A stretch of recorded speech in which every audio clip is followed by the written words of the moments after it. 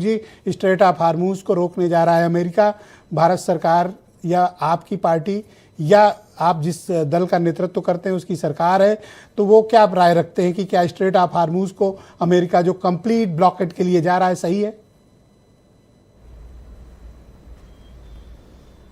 देखिए, निश्चित रूप से इस पर काम चल रहा होगा। मैं तो उसके लिए बहुत छोटा सा कार्य करता हूं, भारतीय जनता पार्टी का एक साधारण सा प्रवक्ता हूं। लेकिन जो कूटनीतिक मसले हैं उस पर चिंतन मनन चल रहा है। देश में स्थितियां कैसे सामान्य रहें, इस पर भी प्रधानमंत्री जी की चिंता है। और देश के जितने भी राज्य हैं उनके जो मुख्यमंत्री हैं, जो उनका तो प्रशासनिक अमला है, उसकी चिंता है। उत्तर प्रदेश पे भी कुछ इसी तरीके का माहौल है। लेकिन मुझे लगता है कि जब युद्ध हो रहा है, जब इस तरीके की परिस्थितियां निकल के आ रही हैं, तो कुछ ना कुछ फर्क तो निश्चित रूप से पड़ना है और पड़ेगा भी।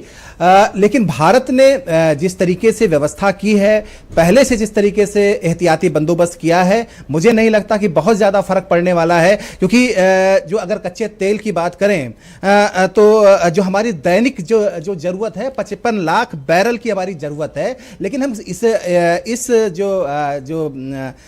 तेल की जो ज़रूरत है वो हम 41 देशों से पूरा करते हैं। यानी हम केवल ईरान पे निर्भर नहीं करते और ना ही उस स्टेट ऑफ हॉर्मुज पे हमारी डिपेंडेंसी है। तो मुझे लगता है कि धीरे धीरे ये व्यवस्था जो है, जो हमने की है, उससे हम निपटेंगे। जो हमने जो अपने तेल की व्यवस्था की है, 25% जो है हमने ज़्यादा इस समय जो है तेल का शोधन चल रहा है। तो मुझे लगता है कि उस तरीके की व्यवस्था नहीं आएगी। ट्रंप जब ये कहते हैं कि या तो सब गुजरेंगे या कोई नहीं गुजरेगा, आप क्या धारणा रखते हैं इसके बारे में? आपकी क्या ओपिनियन है? ट्रंप सही कर रहे हैं? देखिए, ये तो ब्रजेश जी, ये तो आप भी समझ रहे हैं कि इस समय चल क्या रहा है।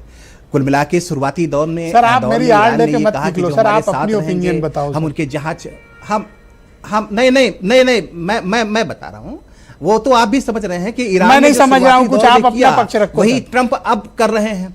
ट्रंप की जो मंशा है वो कुल मिला के यही है कि उस रास्ते को रोका जाए, उस रास्ते को थामा जाए। जो जहाज दूसरे देशों में जाते थे, जहां ईरान जाने देता था, उनको भी थामा जाए। और कहीं ना कहीं उसका मकसद है कि दूसरे देश भी आवाज उठाएं। तो अब देर सवेर क्या होगा, आगे चलकर क्या नतीजा निकलेगा, मुझे लगता है कुछ और देश भी आएंगे और समझौते के बहुत शुक्रिया टेबल पे चीजें आगे बढ़ेंगी। मैं इंडिया के